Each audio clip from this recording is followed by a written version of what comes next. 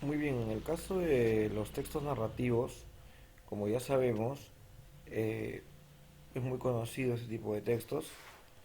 Como ya sabemos, tienen o tradicionalmente tienen una estructura pues de inicio, nudo, desenlace, ¿no? Que nos cuenta toda una historia acompañada de una trama y todo lo demás. Sin embargo, el texto narrativo tiene muchas formas. No solamente la que he mencionado, que es la forma más común de desarrollarse, sino que el texto narrativo tiene algunas técnicas que justamente propias de la literatura del siglo XX es que toma algunas técnicas, algunas formas para expresarse de un modo más original, más auténtico. Por ejemplo, un fundamento esencial, ¿no? Elemental, dice acá, narrar es contar, ¿eso es cierto? La narración es un tipo de texto en el que se encuentran hechos reales o imaginarios. Al abordar el análisis de los textos narrativos es necesario estudiar la historia y las acciones que la componen, los personajes que la llevan a cabo, el tiempo y el espacio donde se desarrollan, cómo se ordenan estos elementos. Bueno, cuando hablamos, por ejemplo, de personajes, hablamos de que hay personajes, pues, de protagonista, y lógicamente siempre también hay un antagonista, alguien que imposibilita, ¿no?, las acciones del protagonista, lógicamente. ¿Ya? Elementos de narración son cuatro: la acción, lo que sucede, tiempo, cuando sucede, caracteres, personajes que la realizan y el ambiente, medio o el contexto, ¿no? Donde se realiza toda la situación. Muy bien. Orden de los acontecimientos. Bueno, en el lineal tenemos el ya conocido, pues, inicio, nudo, desenlace, ¿no? Hay un orden ahí, ¿no? Es como decir, va del 1 al 5, ¿no? Por decir. Un orden muy común. Pero cuando hablamos de media res, por ejemplo, hablamos de cuando el relato empieza en medio de la narración, ¿no? Empieza de frente a una acción en concreto, en particular. Es como cuando vemos un poco La ciudad y los perros de Mario Vargas Llosa, ¿no? Una gran obra del siglo XX, el mundo norteamericano.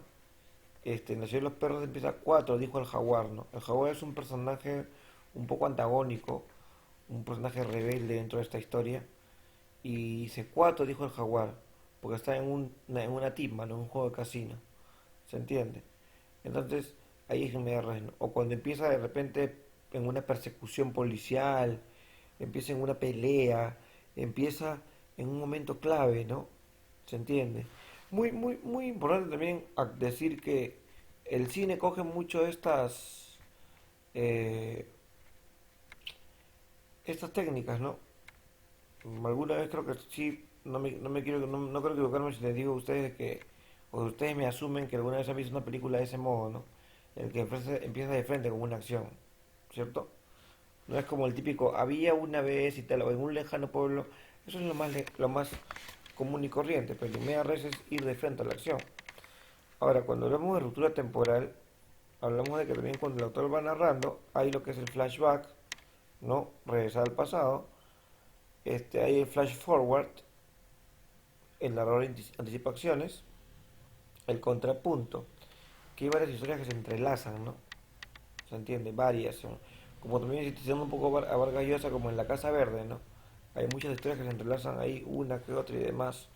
Ya, circular, el texto se inicia y acaba del mismo modo, claro.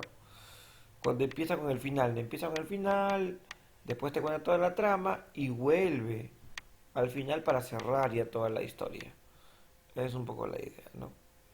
Muy bien, entre los tipos de narrador tenemos el narrador omnisciente, narrador observador, después también de la primera persona tenemos el narrador protagonista y el narrador personaje secundario.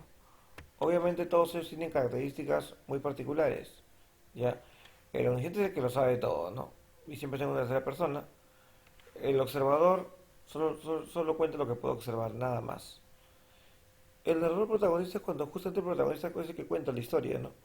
Como que relata su propia biografía real o ficticia. Y el narrador personaje secundario, el narrador es un testigo que ha asistido al desarrollo de los hechos.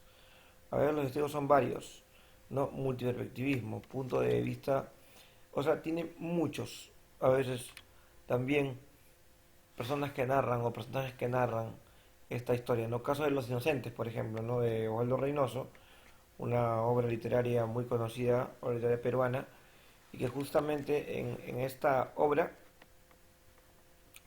va narrando cada pasaje, cada capítulo, un personaje en particular, ¿no? ¿Se entiende? Es un poco la idea que vamos a ampliar mucho más en la clase de Zoom.